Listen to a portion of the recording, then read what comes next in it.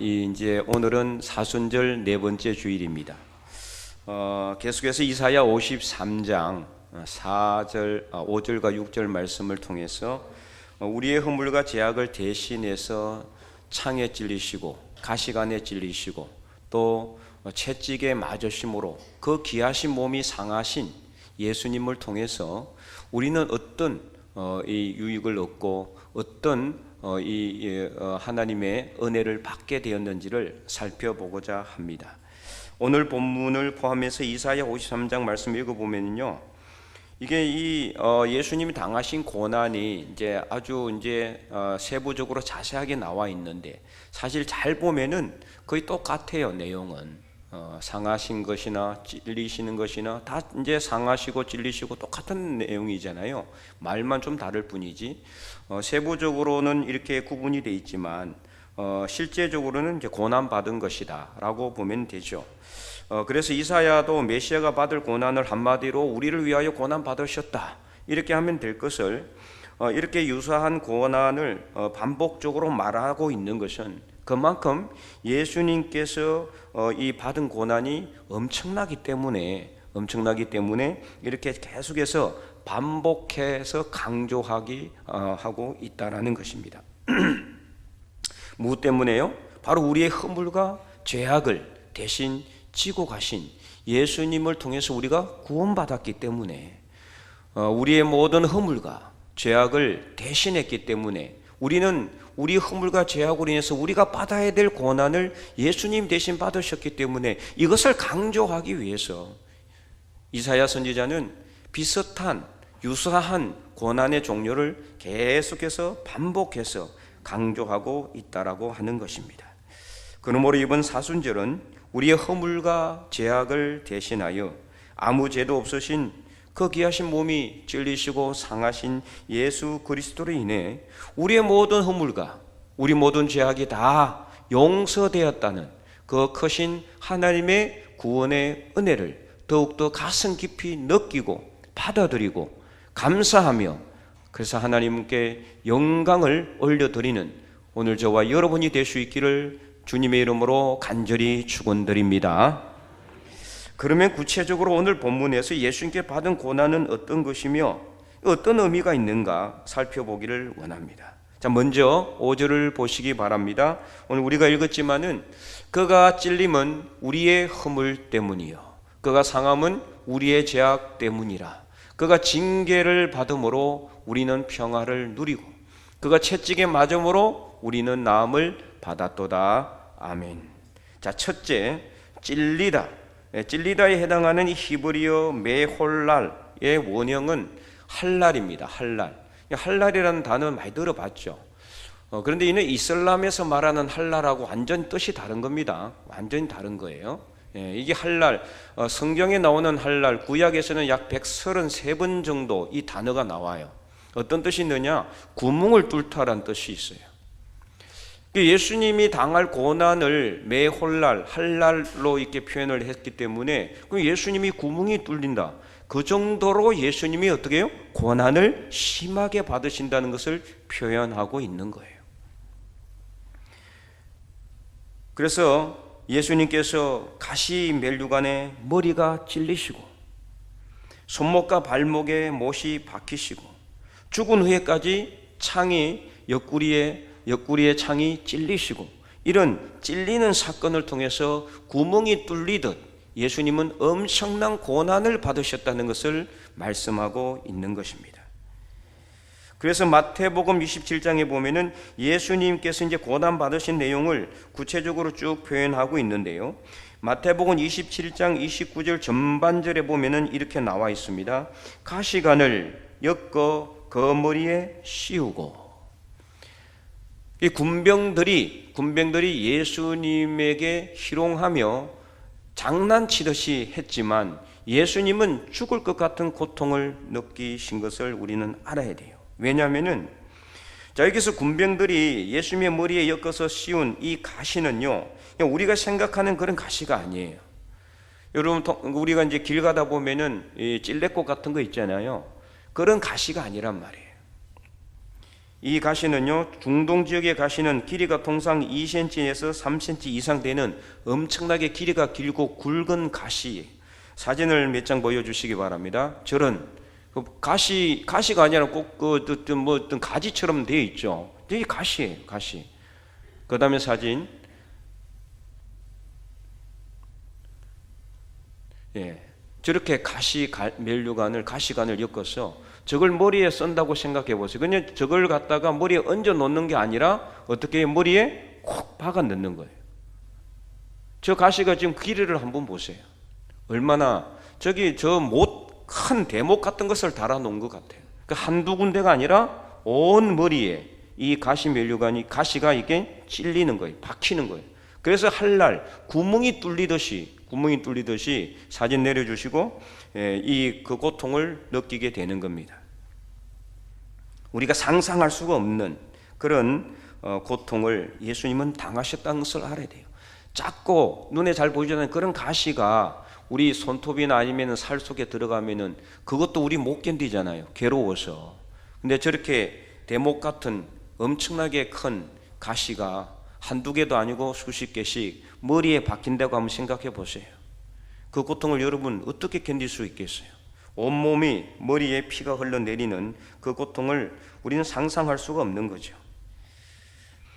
그리고 이 찔리는 거에 해당하는 이 이제 십자가에 못 박히는 영상, 예수님이 이제 이 손에 못이 박혔다고 되어 있는데 영상 보면은 이 손바닥에 못이 박히는 걸로 이렇게 나오는 경우 많거든요. 근데 실제 그렇지 않아요.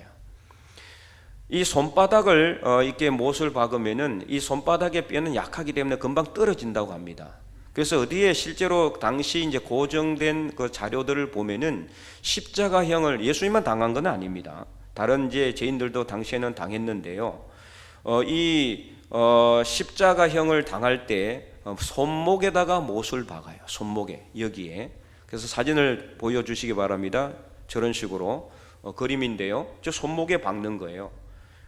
그래서 밑에 눕혀가지고 박아서 이제 십자가를 들어 올리는 거죠. 왜냐? 죽을 때까지 이 손목에 못이 박혀서 고통 당하다가 죽도록 하기 위해서 손목에 못을 박는 거예요. 엄청난 고통. 그러니까 고통 때문에 수없이 기절했다가 다시 깨어났다가 이런 것들이 반복되다가 결국에는 죽는 겁니다. 그래서 이 엄청난 가시면류관과 십자가형을 예수님께서는 이미 이사야 선지자를 통해서 예언한 말씀을 통해 그대로 성취하신 겁니다. 머리에 가시관이 박히시고, 그리고 손목에 못이 박히시고, 발목에 못이 박히시고, 죽을 때까지 수없이 많이 기절했다가 까무러쳤다가 다시 깨어났다가 반복하다가 고통 때문에 죽어가신 예수님, 그 예수님을 생각할 때 우리가 지금 당하고 있는 고난은 정말 아무것도 아니라는 것을 알게 되죠. 자, 두 번째 예수님께서 당하신 고난은 채찍에 맞으셨다고 되어 있습니다. 5절 후반절 우리가 읽었지만은 채찍에 맞음으로 우리는 나음을 받았다라고 되어 있는데요. 마태복음 27장 역시 26절에 보면은 예수님이 당하신 이 채찍의 형을 그대로 또 예수님은 당하신 것을 알 수가 있죠. 27장 26절을 보면은 이에 바라바는 그들에게 놓아주고 예수는 채찍질하고 십자가에 못 박히게 넘겨주니라. 여기는 단순하게 그냥 채찍질을 했다라고만 되어 있는데, 여러분이 채찍에 맞으면 어떻게 되는지 아세요? 채찍에 맞으면은요, 일반 그냥 징계용 채찍에 한번 맞아도 사람이 바로 휙 하고 쓰러져요. 엄청나게 고통이 가해지는 게 바로 이 채찍질이라고 합니다.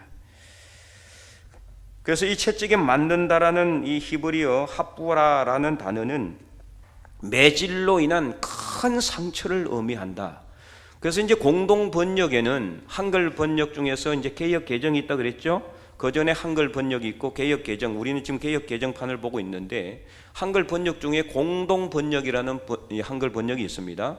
우리 개신교와 가톨릭 신학자들이 함께 모여서 번역한 건데, 개신교에서는 하나님이라고 하기를 원하고 가톨릭에서는 하느님이라고 하기를, 그래서 이게 일치가 되지 않아서 이제 이게 채택이 안 된 번역인데, 그래도 가장 원어에 가깝게 번역한 한글 번역이 바로 공동 번역입니다. 거기에 보면은 그 몸에 상처를 입음으로 이렇게 이제 표현되어 있어요. 번역이 되어 있어요. 그러니까 상처에 이게 집중을 하고 있다는 거예요. 강조를 하고 있다는 거예요. 채찍에 맞으면 어떻게 된다? 상처가 바로 난다. 피가 흐르고 살이 찢기는 엄청난 고통이 있게 되는 것을 의미한다라고 볼 수가 있습니다. 그래서 이 상처는 일반적인 육신의 상처뿐만 아니라 정신적인 마음의 상처까지 포함된 단어입니다. 그러면 예수님께서 왜 이렇게 찔리시고 채찍에 맞으셔야 했습니까? 5절 전반절 말씀을 다시 한 번 더 우리 큰 목소리로 한번 읽어보도록 할까요? 그가 찔림은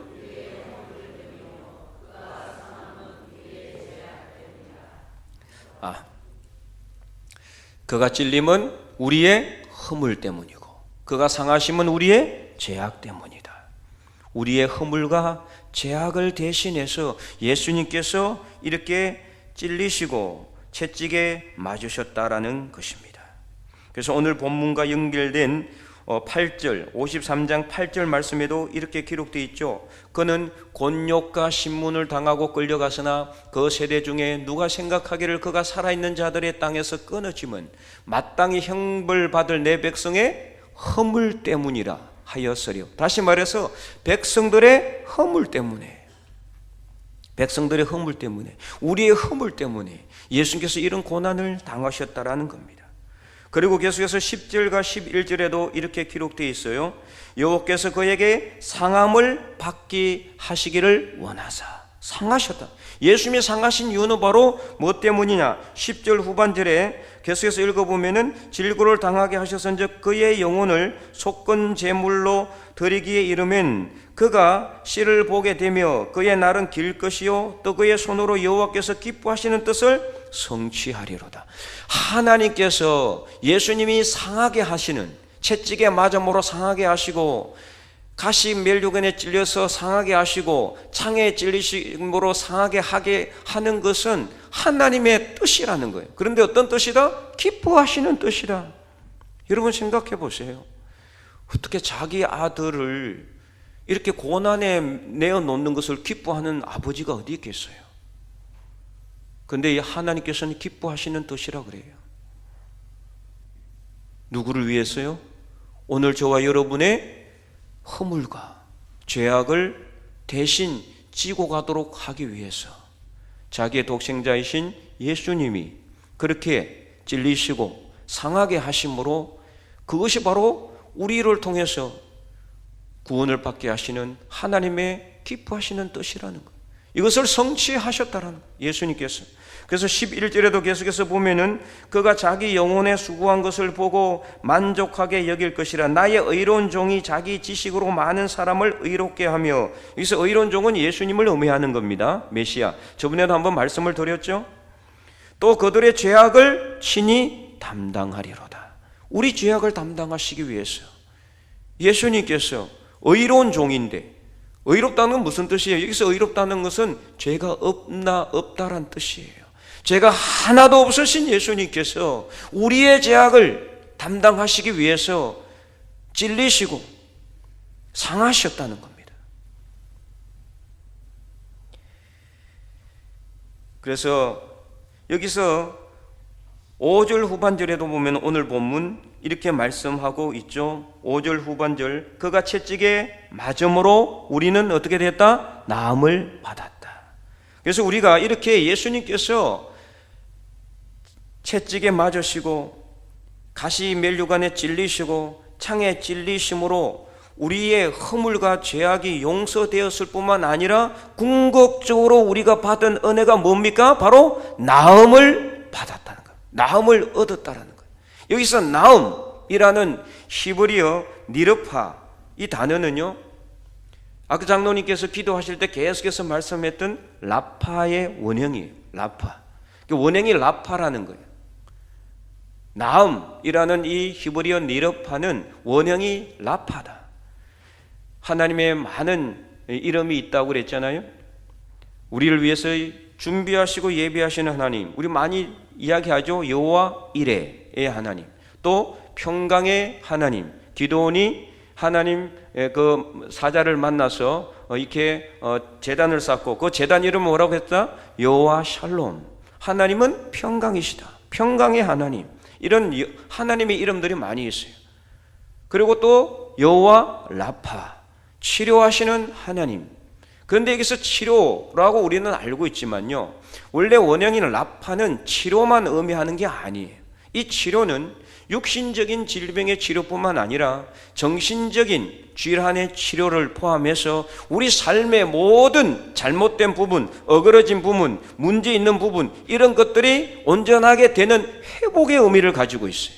그러니까 더 강범위해요. 그냥 치료형이 우리가 병원에 가서 손이 다치고 나면은 병원에 가서 뭐 반창고를 붙인다든지 아니면은 이 실로 꿰맨다든지 이런 치료, 약을 먹는다든지 이런 치료의 범위를 훨씬 더 벗어난 치료예요. 완전한 회복, 이것을 의미하는 단어가 라파라는 단어입니다. 그래서 여호와 라파는 우리의 질병만 고쳐주시는 것이 아니라 우리 마음의 상처까지 고쳐주시고 우리 삶의 모든 문제들까지 온전하게 회복해 주시는 그런 하나님이신 줄 믿으시기 바랍니다. 그래서 하나님께서 예수님으로 하여금 우리의 모든 질병과 우리의 모든 마음의 아픔과 우리의 모든 슬픔과 우리 삶의 모든 문제들을 회복하도록 하기 위해서 찔리게 하시고 상하게 하시고 그래서 고난 당하게 하셨다라는 것입니다. 이게 하나님의 기뻐하신 뜻이라고 오늘 이사야 53장 10절 말씀은 분명히 말씀하고 있어요. 여호와께서 기뻐하시는 뜻을 성취하리로다. 그래서 마태복음 27장에 이렇게 가시 면류관을 군병들이 엮어서 예수님 머리에 씌우시고 채찍질 하시고 그리고 십자가에 못 박히게 넘겨주는 이런 모습들이 계속해서 이어지고 있는 것이죠. 미국은 링컨 대통령을 통해서 1865년 전 지역의 노예 제도가 완전히 폐지가 됐는데 이 시기 이전에 빈번하게 일어난 사건들이 있었다고 해요. 그럼 바로 흑인들을 갖다가 납치하는 그런 사건들이 있었다는 거예요. 왜요? 왜냐하면 대지주들이 그 전에 이미 노예 폐지 운동이 일어나다 보니까 이 자기들에게 엄청난 손해가 있을 것 같아가지고 어쨌든 이익을 극대화하기 위해서 보이는 흑인들은 다 납치해가지고 노예로 삼았다는 거예요. 그 사건을 주제로 한 영화가 노예 12년이란 영화예요. 보신 분도 있을지 모르지만 거기 보면 흑인 노예를 채찍으로 때리는 모습이 나와요. 두 가지 특이한 내용이 있는데 하나는요, 흑인들을 이렇게 이제 노예로 삼아서 징계를 할 때 채찍질 하는데 바로 가죽 채찍으로 때려요. 그런데 항상 옷을 벗깁니다. 사람들이 다 보는 앞에서 옷이 발가 벗겨진 상태에서 남자든 여자든 상관없어요. 싹 다 벗겨요. 두 번째는 어떻게 하느냐? 그냥 세워놓고 때리지 않습니다. 어떻게 때리느냐? 기둥에 묶어놓고 때려요. 왜 기둥에 묶어놓을까요? 아까 말씀드렸는데요, 한 번 맞으면은 바로 쓰러지기 때문에 계속 때리기 위해서 기둥에 묶어놓는 겁니다. 원래 이 채찍이라는 거는요, 이 사전에 검색을 해보면은 원래 이 채찍은 살상용 무기로 개발된 것이라고 해요. 살상용 무기로. 그러니까 원래 징계용으로 만들어진 게 아니라는 거죠. 그래서 예수님 당시 로마 병정들이 쓰던 채찍은요, 살상용 무기였어요. 채찍 끝에 이 납덩이가 붙어 있어 가지고 한 번 맞으면은 살점이 두둑하고 뜯겨져 나가는 거예요. 뼈가 드러날 정도로 그 엄청난 고통이 몰려온다고 합니다. 그러니까 살상용이기 때문에 그런 거예요. 살상용이기 때문에 사람을 죽이기 위해서 만든 거란 말이에요. 이 채찍에 예수님께서는 맞아요. 왜요? 로마 병정들이 채찍으로 때렸잖아요. 제가 아무리 설명을 해도 실감이 나지 않으니까 채찍에 맞으시는 예수님의 그 내용이 나오는 그 영화가 있는데 패션 오브 크라이스트라고 오래전에 이제 우리나라에 상영이 됐는데 예수님의 고난에 대해서만 거의 집중 조명한 그런 영화입니다. 그래서 그 영화의 한 부분을 잠깐 보도록 하겠습니다. 2분 정도 되는데 지금 영상을 한번 올려주시기 바랍니다. 어떤 채찍으로 예수님께서 맞으셨는지를 보시기 바랍니다.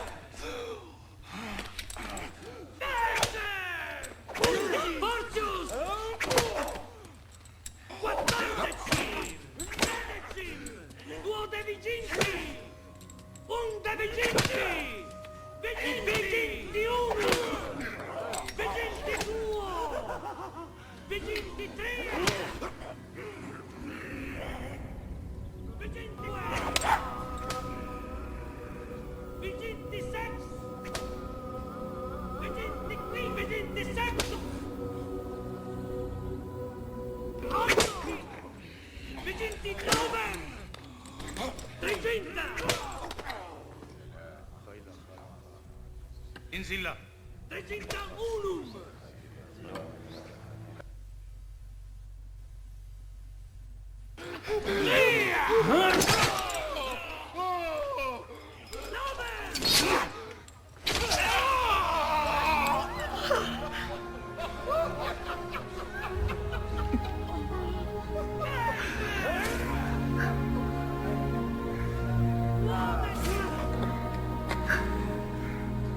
Daddy,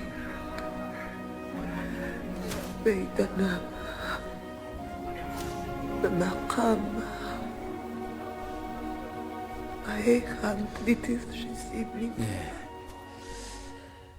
마지막 부분을 지금 자세히 봐야 되는데 거기 보면은 이 살이 채찍에 맞아서 살이 이렇게 뜯겨져 나가는 그 모습이 정확하게 나와 있어요. 우리가 그냥 채찍에 맞으셨다라고 하는 거하고 우리가 이렇게 실제 영상을 보면은 예수님이 당하신 고난의 그 높이와 크기와 넓이를 우리는 가늠할 수가 없어요, 사실은. 다만 그냥 우리는 성경에 기록된 대로 예수님이 채찍에 맞음으로 이렇게만 하고 채찍에 맞은 거 좀 아팠겠구나. 여러분 이렇게 생각했잖아요. 이보다 더 큰 고통이 있었을지 몰라요. 가시면류관에 박히시는 모습은 지금 없었지만 그 큰 대목 같은 가시가 머리에 박힌다고 한번 생각해 보세요. 기절하지 않겠어요?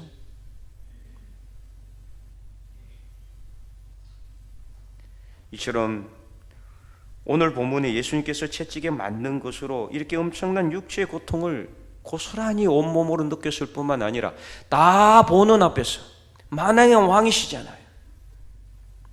만왕의 왕이신 예수님께서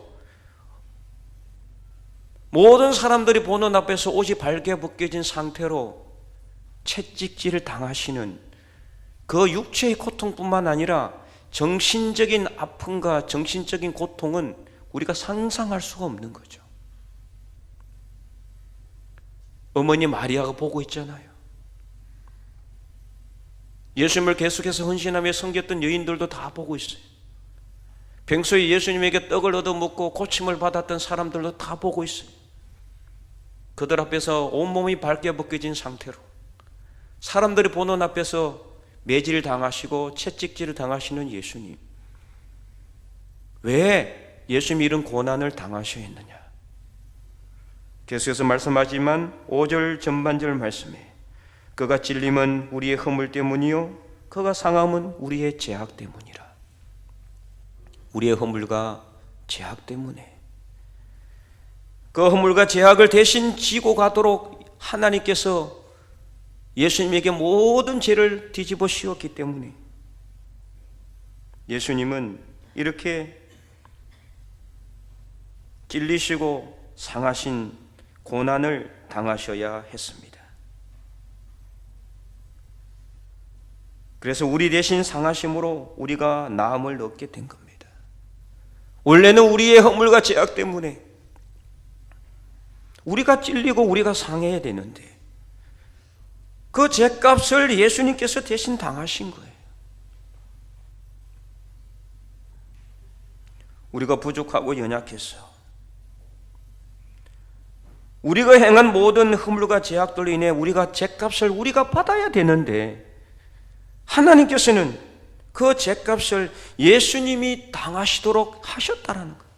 그래서 오늘 보면 6절은 이렇게 기록하고 있습니다. 우리 한번 읽어볼까요? 우리는 다 양 같아서 그릇 행하여 각기 제 길로 여호와께서는 우리 모두의 죄악을 그에게 담당시키셨도다. 아멘. 우리는 다 양 같아서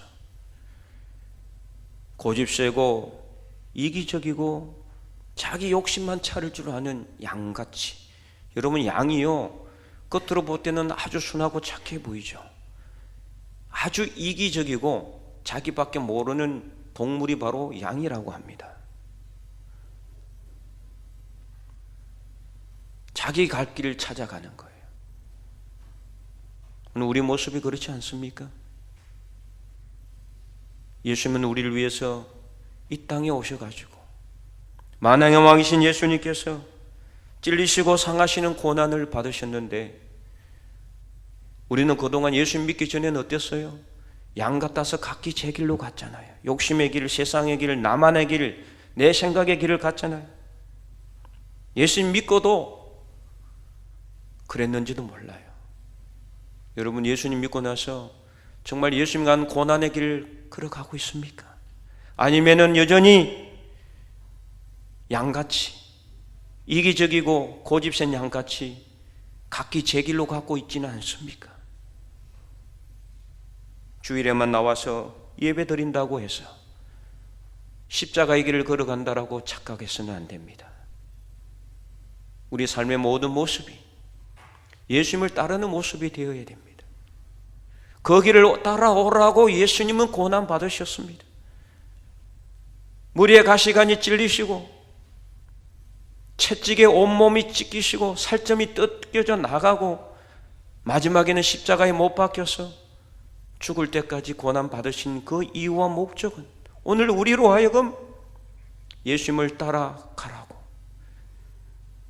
그래서 우리의 허물과 죄악을 용서하시기 위해서, 우리를 낫게 하시기 위해서, 우리를 고쳐주시기 위해서, 우리의 삶을 회복시켜 주시기 위해서 예수님이 그 고난의 길을 걸어간 것입니다.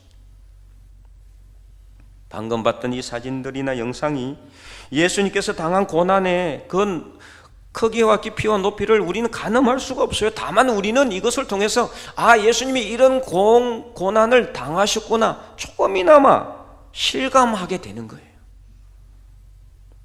이 세상에 그 누가 이런 고난과 고통을 대신 질 수가 있겠습니까? 오직 아무런 죄가 없으신 예수님만이 이 모든 고난과 고통을 지실 수가 있습니다. 혹시라도 나는 누군가를 위해서 그런 길을 갈 수 있다고 생각할지 모르지만 여러분, 그것은요 자기 죄와 자기 허물과 자기 죄악 때문에 그 길을 가는 거죠. 그렇기 때문에 누군가의 죄를, 누군가의 허물을 대신 지기 위해서는 죄가 없어야 돼요. 죄가 있는 사람은 절대 그 길을 갈 수도 없고 가지도 못해요. 그러니까 예수님이 이 땅에 오신 겁니다. 죄가 없어서야 했기 때문에, 죄가 없어야 남의 죄를 대신 짊어질 수가 있으니까. 자기 죄가 있는데 무슨 남의 죄를 질 수가 있겠습니까? 자기 죄값 치르기도 쉽지가 않을 텐데. 그러니까 죄가 없는 예수님이 이 땅에 인간의 몸으로 오셔서 우리의 모든 허물과 우리의 모든 죄악을 다 지시고 십자가에 돌아가신 것입니다. 모진 고난을 당하셨습니다. 그러므로 사랑하는 성도 여러분, 예수님의 고난을 묵상하는 이 사순절에 그냥 지나가는 절기로서의 고난이 아니라 우리의 모든 허물과 죄악을 대신 지시고 우리를 낫게 해주시기 위해서 저 모진 고난과 고통을 당하신 예수님을 온전히 우리 가슴에 모셔드릴 수 있기를 바랍니다. 그리하여 우리의 모든 허물과 죄악이 다 용서되었음을 확신하시고 모든 삶의 아픔과 고통이 다 나았음을 믿음으로 예수 그리스도의 구원의 은혜와 사랑이 저와 여러분의 모든 삶의 자리에 충만하시기를 주님의 이름으로 간절히 축원드립니다.